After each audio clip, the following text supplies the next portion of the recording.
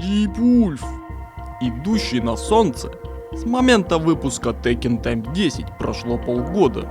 Дип оказался на вражеской территории в степях небоскребов Южной Кореи, окруженный миллионами азиат непонятной национальности. Без возможности найти работу и нормальную еду, он отправился покорять аркадные залы седьмым Текеном.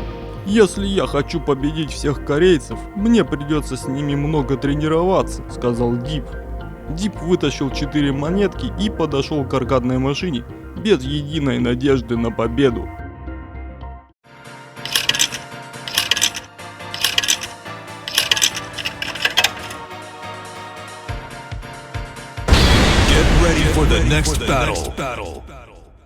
Аньонасио! В этом видео пойдет речь о моих личных впечатлениях, полученных во время игры в седьмую часть Железного Кулака в многочисленных аркадных залах города Сеула от Южной Кореи. День через раз я наиграл за 3 месяца порядка 600 матчей, больше половины слил, но тут уж ничего не поделать. Это немного, но хватит, чтобы составить первоначальное мнение о происходящем.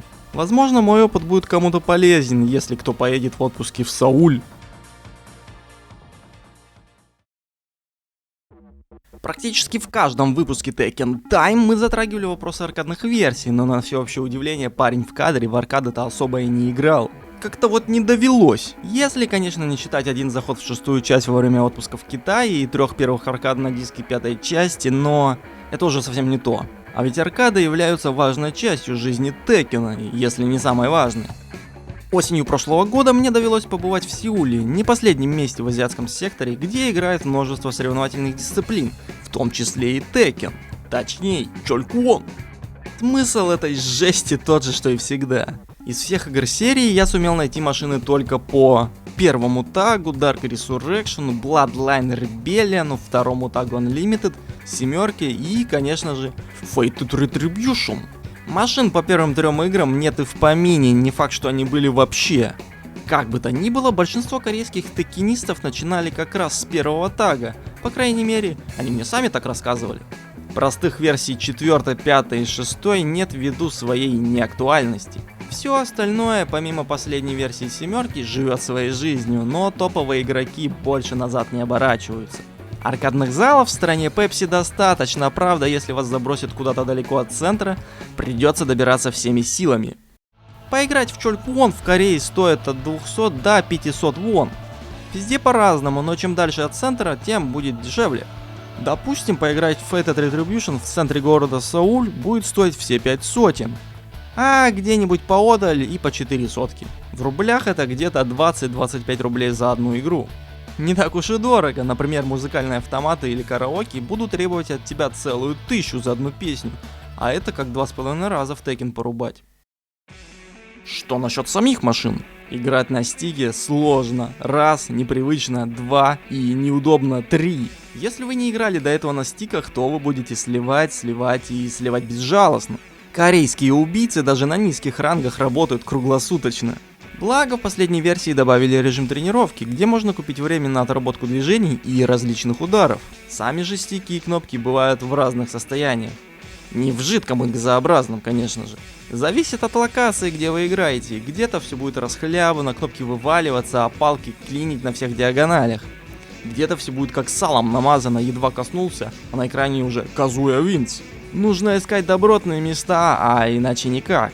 Между делом могу порекомендовать известную точку Green Arcade на ветке Т-Рим. Вроде выходим с 11-го выхода и пешком прямо 10 минут и ты на месте. Там все четко. Местная бабушка даст ведро под монеты и стакан ледяного кофе. Чисто так, за компанию. Данные места это как посиделки с друзьями на хате. Куча народу, все что-то делают. В основном играют.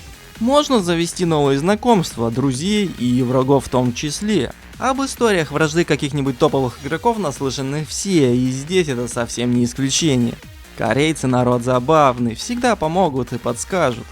Пока в Чольквон против них играть не начнешь, тут пиши пропало. Если могешь показать какой-никакой скилл, станешь героем дня. Все будут смотреть, задрав головы и хлопать в ладоши, как умалишенные.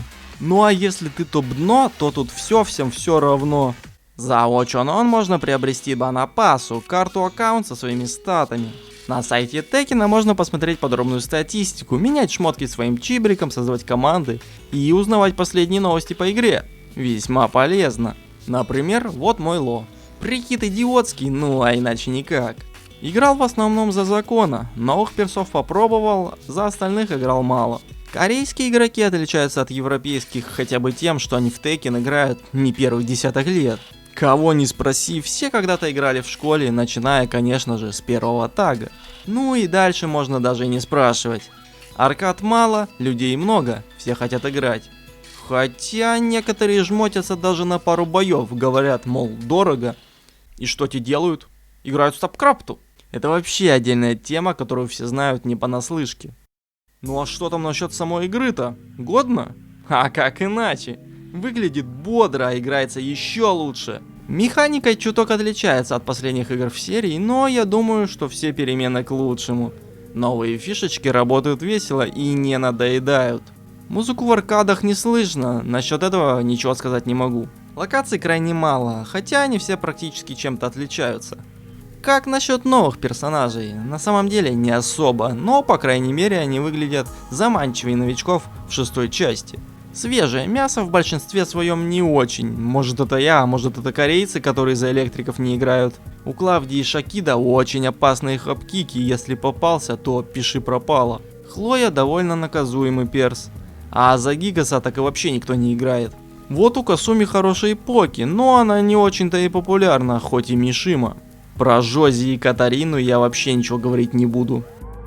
Акума, Гоку, Гуку, что насчет него? Степить, еще раз степить, Хадукины не летят за тобой как привидение из Супер Марио, однако за его нижними следить тоже стоит. Опять же, Акума не чувствуется как персонаж вселенной Текена. Во время передвижения дергается неправильно, у него какое-то свое поле гравитации, стритфайтерское по всей видимости. Поначалу у него был ахтунговый дамаг, кто следит за игрой, помнят за эту тему. Но сейчас вроде все норм, да и за него уже никто и не играет. Охота отметить поле. 2 дедфиста в контрхит, ты убит. Tekken 7 Fated Retribution тащит только так. Ожидаем скорейшего выхода на домашних консолях и компьютерах.